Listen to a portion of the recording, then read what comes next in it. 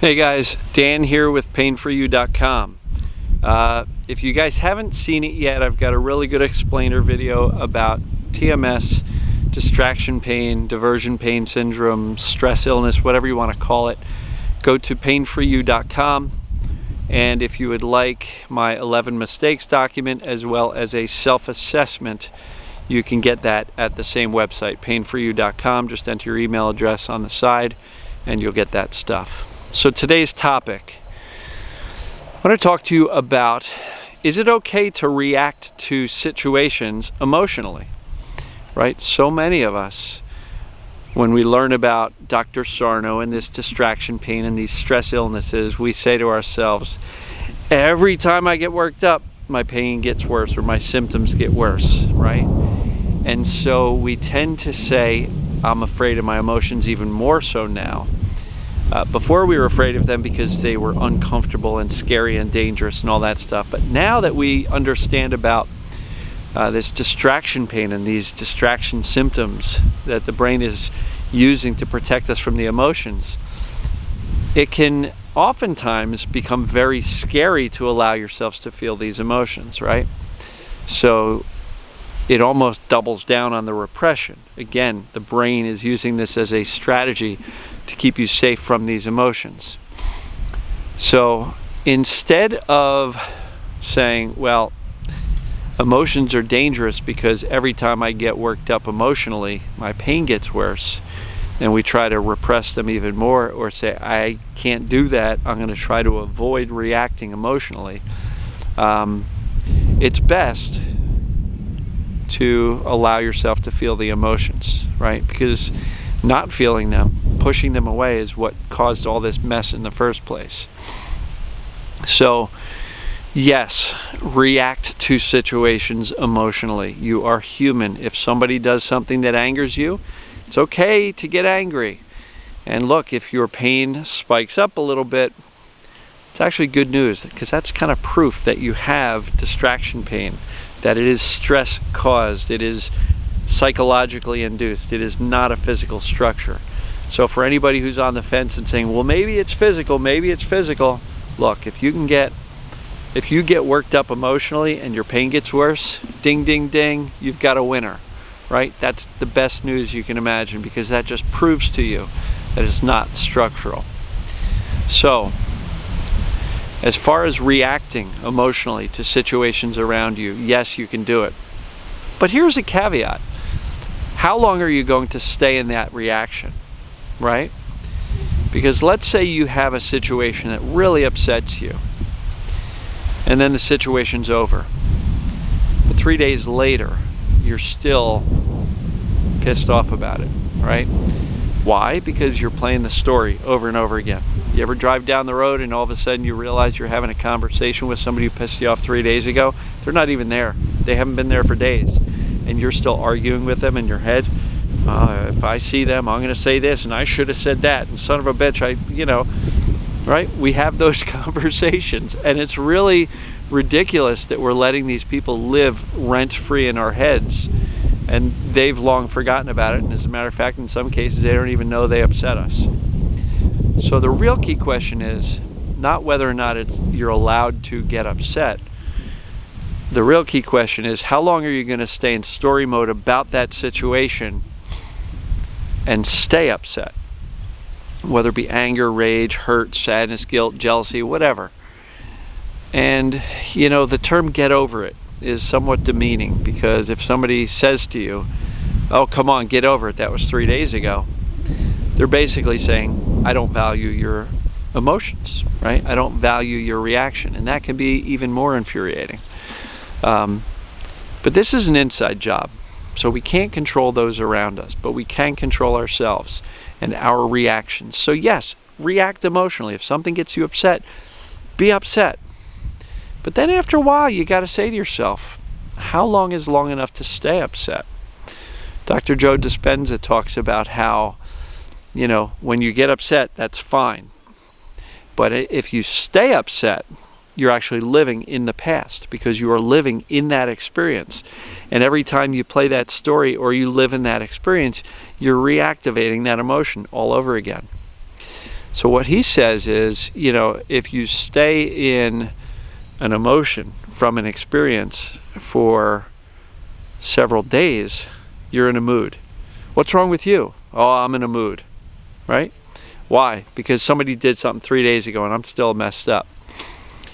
And then let's say you stay in an emotion because of something that happened weeks or months ago. That's more like a temperament, right? It's a temperament. Oh, what's wrong with you? Oh, I'm still pissed off about something that happened months ago. Right?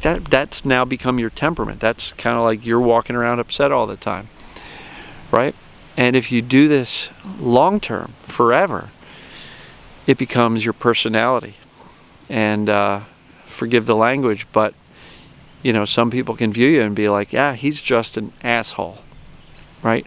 Why? Because you're choosing to stay in these negative emotions indefinitely. Right? So we do have a choice.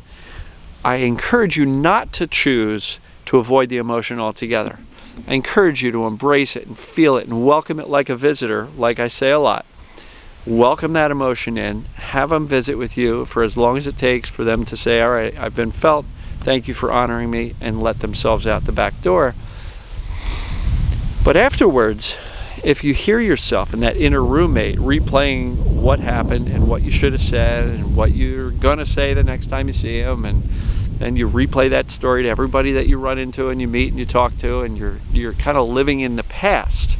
You're literally living in the past for something that is no longer happening right now, and you're staying emotionally charged for that. And that's how you can go from getting upset, which is legitimate, it's real, but do you want to choose to let that determine your mood for the next several days? Do you want that to choose to allow that to be your temperament over the next several weeks or months? And if you choose, and again, this is a choice, to hang on to these and cling to these emotions, do you really want to choose to let that become your personality? And so, yes, we want to react to things that make us upset, sad, hurt, like our feelings were hurt, guilty, shame, whatever, angry, rage, jealous, envy. Yeah, it's okay to feel those things. And as soon as possible, when you have some privacy in your head, in your office, in your home, or in your bathroom, or your car, or wherever, allow yourself to feel these emotions deeply. It's okay. And then once you've done so, allow them to leave. Don't lock them in your house. You don't do that with visitors to your home. You don't lock them up and say, you got to stay here forever. Right? You don't want to hang on to these emotions forever. Why? Because they're kind of toxic, right? If we stay in that story mode and we repeat that situation over and over and over again in our heads, and we really just create in our heads this one situation can be blown up into something that really affects us and frankly those around us for days, weeks, months, years. And is that something you want to choose to do? Do you want to choose to live in the past of that past experience, right? Dr. Joe Dispenza says, have you ever heard me tell you to revisit the past? And his answer is no. And the more I listen to him, the more I buy into that. It doesn't add value to revisit the past. Look, an experience happens, you feel the emotions, and one useful thing you can do is say, what did I learn from that? I learned that Joe is a jerk, and I'm not going to hang out with Joe. Got it. I can now allow that emotion to be felt and leave, because now I know Joe is a jerk and I'm not going to hang out with him anymore. When you can get the lesson and have the memory of the experience and have the lesson but not the emotional charge, that's when you've really gotten emotional maturity. So I'm encouraging you, when something, I'll use the word trigger, which I don't like because that's used in the political landscape and the social justice warrior landscape, and don't want to go there. But the word trigger, if something triggers you emotionally, it's okay to get emotionally charged by that. And so allow yourself to feel the emotion, but then take a pause and go, is there a lesson here? Am I Am I overreacting, or is this person treating me in a way that's unacceptable? Is there a need for an adult conversation down the line? But am I choosing to hold on to these things, right? And if you've listened to my videos about treat your emotions like visitors, allow them to come in. When they bang on the door, let them in. Let them visit for as long as it needs to be felt and heard and acknowledged. And then allow them to leave. Because honestly, if you're going to cling to these emotions and hang on to them indefinitely, they will impact your life negatively. They will impact your mood, your temperament, and even your personality. And do you really want to become somebody whose personality is this angry guy because you're living in the past based on things that happened to you days, weeks, months, or years, or even decades before? I would venture to say the answer is no. So, yes, react emotionally. We're human. we can't avoid it, right?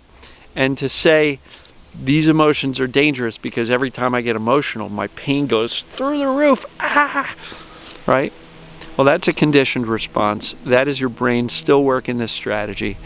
And the answer is to allow yourself to feel the emotions, not run away from them even harder. So does this make sense? I'd love to hear your feedback on this. And it literally is a choice. Choose to feel your emotions when they occur. Choose to look for the lesson, because honestly, that's the gold. The gold is, hey, I had a bad experience at work. My boss really, gave me a hard time. What's the lesson? I actually messed up at work. Okay, so he's not a jerk, and I'm not needing to tell myself the story. He's legitimately upset because I messed up. Okay, does that mean he's a jerk?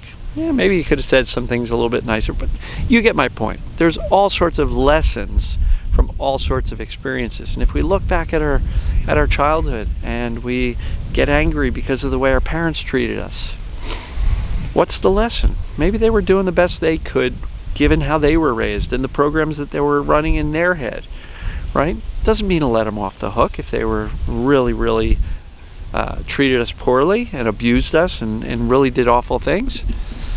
But what's the lesson? The lesson is maybe it had nothing to do with me. Maybe it had everything to do with them and their insecurities and their inability to cope with their daily life and their daily stress, and I was a scapegoat, right? So there's always a lesson. So instead of revisiting old experiences, which I don't think is valuable anyway, but if you're doing some of this work and you're finding that, as you're feeling these emotions, you're getting a lot of this emotional charge, sometimes a really good way to offset that is to say, can I learn anything from that experience? And almost all the time you can. So look for the lesson and then allow yourself to feel the emotion. Hold on to the lesson, but decide, choose. It's literally a choice. Choose to have that back door open and allow that visitor called anger or rage exit when it's ready to. And so that's my pitch on whether or not to allow yourself to get emotional when things cause you to get emotional. The answer is absolutely yes.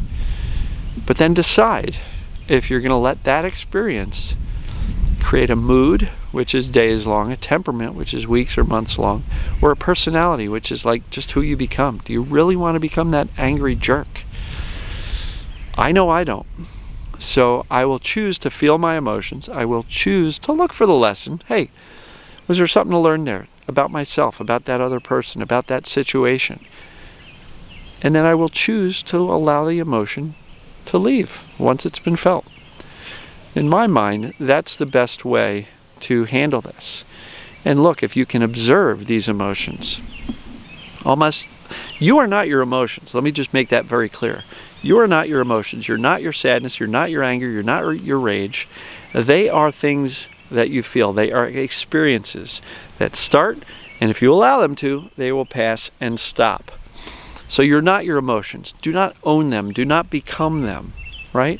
Just like I say with your pain, you are not your pain. Your pain is an experience you are having, which is temporary and will pass. So is anger, so is rage, so is sadness. And really, it's not... Somebody sent me a message today, and they said it's really helpful to know that I can feel these really deep, dark, intense emotions, and I'm opening up, and I'm really allowing more and more out. And I realize that they're just emotions. They are not going to undo me. And that's like a light bulb moment for this person who emailed me. And that's really where you want to get to, is when you lose the fear of the emotions, you know, you'll open the floodgates and you'll feel them. And look, it's going to be uncomfortable. Absolutely. But the only way through the pain is through the emotions. The more you run away from them, the more you decide emotions are dangerous because my pain flares, the more you're going to run away from the emotions. So, what do you guys think? Leave me a comment below. Let's start some dialogue here. And please comment if this is useful for anybody you know, whether they're in chronic physical pain or not. Please share it on your page, on your profile, or anywhere in a group that you belong to. I've seen some shares happening, and I love you guys for doing that. You're spreading the word. And what's really cool is, you know, these messages are getting out there. Facebook tells me that I'm global. There's probably about 15 different countries that are represented by people who like this Pain For You page, and I couldn't be more honored. I literally got a message today from a friend of mine from high school who literally messaged me on my YouTube channel and says, I can't believe I'm watching these videos about Dr. Sarno and pain, and it's actually you from high school, and your message is really resonating with me. So how cool is that? You know, it's allowed me to reconnect. And I even have my brother who does have some pain issues, but he also benefits from some of these, I'll call them, you know, life lessons, if you will, or self-help tips or whatever. And he told me yesterday, we spent, you know, a good hour on the phone, and he was going on and on how so many of these videos are helping him kind of reshape how he's interacting with life and even his wife, and becoming a better, more tolerant person, and not being the gruff, miserable person that he had a tendency to be. So he's starting to shift, and I can't tell you, look, you guys are awesome, but I don't know many of you. But when I can see my own brother listening to some of this stuff and actually deciding this makes sense, I'm going to make a change, man, I get choked up. So I love you guys. Thank you for listening. Thank you for taking this stuff to heart and making some changes, because that's why I'm doing it. I'm not talking to hear myself talk. I'm talking because I believe you can make changes in your life that will make a dramatic difference, not only in your physical pain, but in your emotional pain, and in your relationships, and in your professional career, and in your ability to look at and love yourself. And there's not much more important than that. So I do love you guys. Thank you again. Give it a thumbs up, like it, share, comment below. Let's keep talking here.